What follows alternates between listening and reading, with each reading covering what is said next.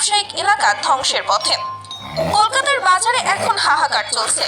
দোকানদাররা বেকার হয়ে বসে আছে, খদ্দের নেই, বিক্রি নেই, ব্যবসা নেই। কেউ কেউ দোকান বন্ধের চিন্তা করছে।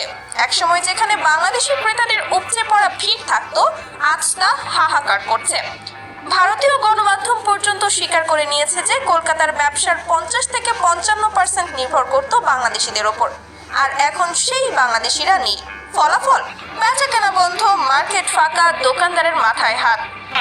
মুখ্যমন্ত্রী জানেন না, মুখ্যমন্ত্রীকে এক গাদা চিঠি দিয়েছি নবান্ন থেকে ওনার কালীঘাটে গিয়ে, ওনার প্রত্যেকটা প্রশাসনকে দিয়েছি চিঠি। আমাদের পেটের ভাত মারা হয়েছে সরকার পক্ষ, পুলিশ পক্ষ থেকে।